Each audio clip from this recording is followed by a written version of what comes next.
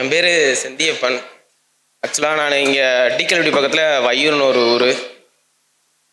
169 போட்டு electrical inspectorate department எடுத்திருக்கேன். இப்போ நான் இவ்வளோ தூரம் வந்திருக்கேன்னா என் ஃப்ரெண்ட்ஸும் ஒரு காரணம். அவங்க இல்லாமல் இவ்வளோ தூரம் வந்திருக்கேன்ன்றது ரொம்ப டவுட்டு தான். பார்த்தீங்கன்னா ஒரு 5 பேர் இங்கே இந்த இன்ஸ்டியூட்டில் தான் சேர்ந்தோம். நான், என் தம்பி பஷீர், ராஜீவ் அண்ணன், ராஜேஷ்னு சொல்லி அதில் 3 பேர் வந்து ஒவ்வொரு டிபார்ட்மெண்ட்டாக செலக்ட் ஆகி போயிட்டாங்க. அவங்கள்ட்ட இருக்கிற இன்புட்டை எடுத்து தான் என்னால் இவ்வளோ தூரம் வந்து இது சாதிக்க முடிஞ்சுது. இல்லை என் தம்பி மட்டும்தான் ஒருத்தன் தான் இன்னும் சேராமல் இருக்கான். சுகேர் சார் சொல்லிகிட்டே இருப்பார், அந்த ஏதோ ஊட்டியில் எங்கே டூர் போகும்போது அவர் காரு மெதுவாக போகும், மற்ற காரம் வேகமாக போயிட்டே இருக்கும் அப்படின்ற மாதிரி சொல்லிகிட்டே இருப்பார். நானும் அது மாதிரி தான். நான் வந்து சுரேஷ் சார் போன காரு தான் அது. நான் மெதுவாக தான் போயிட்டே தான் இருப்பேன். நான் போகிற எஃபெக்ட் வந்து யாருக்குமே தெரியாது. என்னமோ சும்மா அப்படியே இருக்கேன், போகிறேன், வரேன், சும்மா வீட்டுக்கு பாரமாக இருக்கேன், ஏதோ ஏமாற்றிட்டு இருக்கேன்னு எல்லாரும் சொல்லிகிட்டே இருப்பாங்க. நானும் அதெல்லாம் கண்டுக்காத மாதிரி இருப்பேன். இருந்தாலும் கேட்டுகிட்டே சும்மாவே இருக்க முடியாதுல்ல, ரொம்ப கஷ்டப்பட்டுருக்கேன். ஒரு நாள்லாம் குரூப் 3 எழுதிருந்தேன்னு நினைக்கிறேன். 163 எவ்வளோ வந்துச்சு. ஆனால் அது கரெக்டாக ரேங்க் வந்து எங்கேயோ வந்துச்சு, 14 போஸ்ட் தான். உள்ள பாத்ரூம் போய் ஷவர் ஆன் பண்ணிவிட்டு ரொம்ப அழுதுருக்கேன். ரொம்ப ரொம்ப கஷ்டமாக இருக்கும். ஃபஸ்ட்டு காலேஜிலலாம் 21 வயசுல தான் முடித்தேன். அப்புறம் 5 வருஷம் சென்னையிலே தான் வேலை பார்த்துட்டே இருந்தேன். பெரிய இம்ப்ரூவ்மெண்ட்டும் இல்லை, ஒன்றும் இல்லை. அரியரும் இருந்துச்சு, M2 அரியரும் இருந்துச்சு. அதை கிளியர் பண்ணவே ரொம்ப கஷ்டப்பட்டு போயிட்டேன். இப்போ கஜினி எப்படி 17 முறை படம் எடுத்தாரோ அந்த மாதிரி 17 முறை படம் எடுத்து 17ஆவது முறை தான் ஜெயித்தேன். அது மாதிரி ரொம்ப என் வாழ்க்கை வந்து ரொம்ப ஸ்ட்ரகிளாகவே இருக்கும். வெறும் கல்லு முழுமாவே இருக்கும். ரொம்ப ரொம்ப கஷ்டப்படுவேன். ரொம்ப கஷ்டப்பட்டு தான் இது பண்ணேன். அப்புறம் வந்து 2020 தான் எங்கள் அப்பாட்ட சொன்னேன், இப்போ ஒன்றுமே இம்ப்ரூவ்மெண்ட்டே இல்லைப்பா, என்ன பண்ண தெரியலப்பா அப்படின்னேன். அப்போ தான் வந்து சரி படித்து எழுது, கிளியர் பண்ணினாரு. கிளியர் பண்ணிக்கிட்டு இருந்தப்போ என் தம்பி வந்து காம்படிட்டிவ் எக்ஸாம் படிச்சுட்டே இருந்தேன். காம்படிட்டிவ் எக்ஸாம் படிக்க போகிறேன் அப்படின்னு சொல்லிட்டு வந்தியான். சரி அவனை பார்த்துட்டு சரி நம்மளும் படிப்போம் அப்படின்னு சொல்லி இறங்கிட்டேன். சரி இறங்கிட்டோம், அப்புறம் இதுக்கு போனால் பின்னாடி போனால் நல்லா இருக்காதுன்னு சொல்லிட்டு குரூப் 2 ஃபஸ்ட்டு தான், குரூப் 2 2022 குரூப் 2 தான் கொடுத்தேன். ப்ளீஸ் எழுதி 145 146 போட்டிருந்தேன். சரி கிளியர் ஆயிரும் அப்படின்னு சொல்லிட்டு எழுதிட்டு அப்புறம் வந்து இங்கே மெயின்ஸ் சேர்ந்துட்டு வந்து பார்த்தா மெயின்ஸில் வரல. ஐயோ என்ன இப்படி ஆகி போச்சு, என்னோட இடத்த சொல்கிறது அப்படின்னு சொல்லிட்டு இருந்தேன். எங்கள் அப்பாட்ட வேறு சொன்னால் வேலைக்கு போக சொல்லிடுவாரு, செஞ்சிருவாரு அப்படின்னு சொல்லிட்டு பயந்துக்கிட்டே இருந்தேன். அப்புறம் எங்கள் அம்மாட்ட என் தம்பிகிட்ட கேட்டேன், என்ன ஒன்றுன்னு தெரியல அப்படின்னு. அப்போ என் தம்பி சொன்னேன், கிளியர் பண்ணிட்டு என்ன சொல்லிடு, அப்புறம் மெயின்ஸில் அந்த கேப்பில் இருக்கல நீ எதாவது படிச்சுக்கோ அப்படின்னா. அப்போ அதுலேயே தான் படிச்சுட்டே தான் இருந்தேன். அதுக்கப்புறம் வரிசையாக அசிஸ்டன்ட் ஜெயிலரு, ஃபாரஸ்ட் கன்சர்வேட்டர்னு சொல்லி எல்லாமே எழுதிட்டே இருந்தேன். எதுலேயுமே வரல. கடைசியாக குரூப் 4 தான் எழுதினேன். குரூப் 4 எழுதி அதில் 164 165 வந்துச்சு. அப்புறம் வந்து ஃபைனல் கீ வரும்போது 169 வந்துச்சு. அப்புறமும் எங்கள் வீட்டில் யாருமே நம்பலை. வந்துருமான்னு சொல்லிகிட்டே இருக்கேன். யாருமே நம்பலை. என் தம்பி நம்மளை யாருன்னே நம்பவே இல்லை. ஏடா இது நம்ம எடுத்துருக்கோம், எல்லாரும் கிடச்சிருன்னு சொல்கிறாங்க, ஏன்னா நம்ம வீட்டில் மட்டும் யாருமே நம்பவே மாட்டுறாங்க. டிஎன்பிசி நம்ப முடியாத, அப்படி இப்படி ரிசல்ட் வேறு மாதிரி போட்டுருவாங்க, யாராவது கேஸ் போட்டுருவாங்கன்னு சொல்லிட்டு ரொம்ப சொல்லிகிட்டே இருந்தாங்க. ஆனால் எனக்கு வந்து ரொம்ப நம்பிக்கையே இருந்துக்கிட்டே இருந்துச்சு. எங்கள் அம்மாட்ட கூட கிச்சனில் பேசும்போது சொல்லிகிட்டே இருப்பேன், அம்மா நான் கிளியர் ஆயிடுவேன்மா, கண்டிப்பாக ஜெயிச்சிருவேம்மா அப்படின்னு சொல்லிகிட்டே இருப்பேன். ஆனால் எங்கள் அம்மானா பார்த்துக்கலாம், பாருன்னு ஒரு மாதிரியே பேசிட்டே இருப்பாங்க. ஏடா அப்படி மேலே நம்பிக்கையெல்லாம் குறைஞ்சிட்டே வருதேடா அப்படின்னு நினச்சிட்டே இருந்தேன். இப்போ கடைசியாக கவுன்சிலிங் வந்துச்சு. கவுன்சிலிங் போகிற முத நாள் வரைக்கும் யாருமே எதுவும் இல்லை. அப்புறமா எடுத்த பிறகு தான் வந்து எல்லார்ட்டையும் ஃபோன் பண்ணி சொன்னேன், எல்லாம் நம்பினாங்க. அதாவது ஒரு பையனோட வாழ்க்கை வந்து வேலை கிடைக்கிறதுக்கு முன்னாடி வேலை இல்லாத பொண்ணு வேறு மாதிரியே இருக்கும். லேடிஸ்க்கு வந்து தப்பாக நினச்சிக்கிறாங்க, அவங்க கூட ஓரளவு பிரச்சனை இல்லை. ஆனால் ஒரு பையன் வந்து வேலை இல்லாமல் ஒரு 30 வயசுக்கு மேலே இருக்கான்னா அவனுக்கு வந்து ரொம்ப ரொம்ப கொடூரமாக இருக்கும். வெளியில் சொல்ல முடியாத அளவுக்கு இருக்கும். ரொம்ப கஷ்டப்படுத்துவாங்க. மாதிரி இருந்துகிட்டே இருந்தது. அப்புறம் பார்த்தா எங்கள் அப்பா சொல்லுவாங்க, உனக்கு கல்யாணம் ஆகாது, உனக்கு அவன் போட்டு தர மாட்டேன். நான் சொல்லிட்டே இருப்பேன்ப்பா, கவர்மெண்ட் இருந்துச்சா கண்டிப்பாக கிடைக்கும்பா அப்படின்னு சொல்லிட்டே இருப்பேன். கண்டுக்கவே மாட்டார், அப்படியே எழுந்து போயிடுவார். அன்றைக்கி ரிசல்ட் வரதுக்கு முத நாள் கரெக்டாக அக்டோபர் 28 ரிசல்ட் வந்துச்சுன்னு நினைக்கிறேன். கரெக்டாக அதுக்கு முத நாள். அதனால் எங்கள் அப்பா சாயங்காலம் வச்சு 1/2 மணி நேரம் பேசுகிற போட்டு சட்டியில் போட்டு வதக்கிற மாதிரி வதக்கிக்கிட்டே இருக்காரு. நான் முடியவே இல்லை. எல்லாரும் இங்கே வந்துடுவாங்க, நான் அங்கே கல்வி வையூரில் இருக்கிறதுனால 3 பஸ்ஸையும் மாறி வரணும், என்னால் வர முடியாது. அதனால் சாயங்காலம் ஒரு 1/2 மணி நேரம் எங்கள் அப்பாவோட அந்த இதை கேட்டே தான் இருப்பேன்.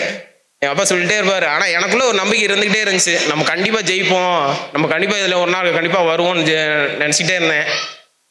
அதே மாதிரியே ஜெயிச்சிட்டேன். இப்போவும் கூட வந்து இன்னும் கால் லெட்டர் வரல, இன்னும் கால் லெட்டர் வரல. இப்போ கூட உட்காந்து பக்கத்தில் வந்து கேட்டுகிட்டே இருந்தார். இப்பா வரும்பா, எல்லாருக்கும் ஒன்றா வரும்பா, ஏன்பா அவசரப்படுறீங்க, வரும்பா அப்படின்னு சொல்லிகிட்டே இருந்தேன்.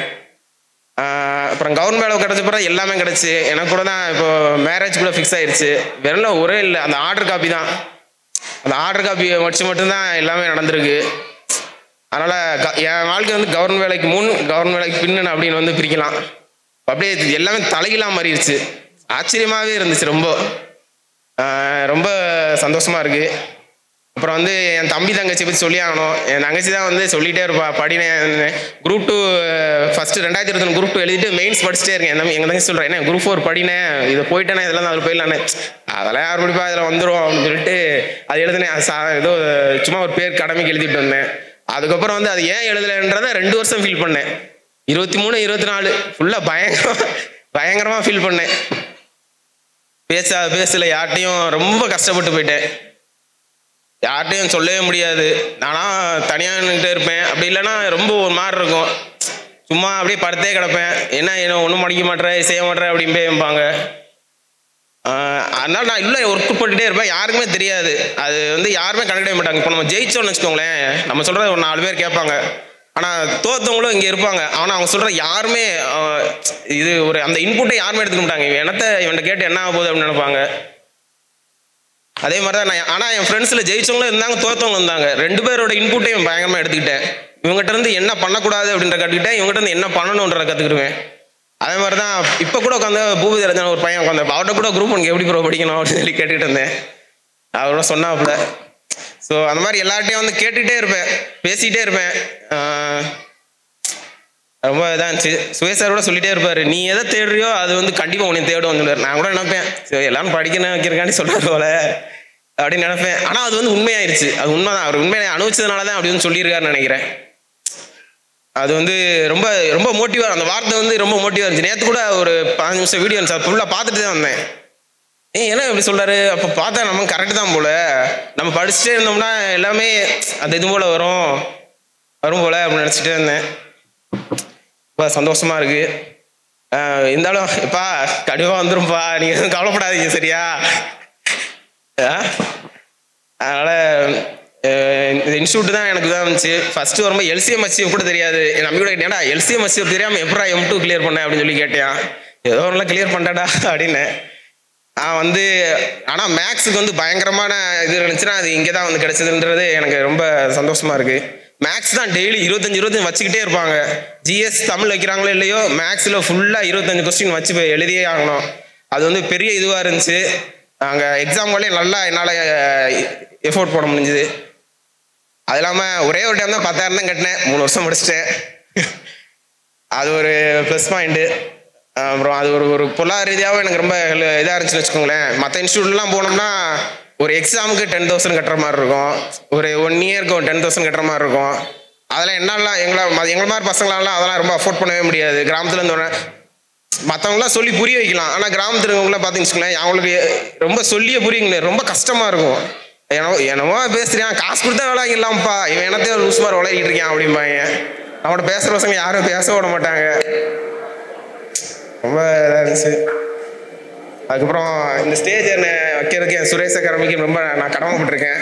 அதனால எங்கள் அம்மா அப்பா எவ்வளோதான் எங்கள் அப்பா என்னை தப்பாக பேசினாலும் இருந்தாலும் படிக்கட்டும்னு சொல்லிட்டு விட்டாரு அவர். அப்புறம் எங்கள் அம்மா, அப்புறம் என் தங்கச்சி, என் நம்பி இன்னைக்கு அவங்க வர முடியல, நாளைக்கு டெஸ்ட்டுக்கு படிக்கணுன்னே அப்படின்ட்டு வரலன்ட்டியான். அப்புறம் என் ஃப்ரெண்ட்ஸு கண்ணா ப்ரோ மற்றும் அர்ஜுன் ப்ரோ அவங்களுக்குலாம் ரொம்ப கடமைப்பட்டிருக்கேன். எல்லார்கிட்டேருந்து ஒரு இன்புட் எடுத்துக்கிட்டேன்.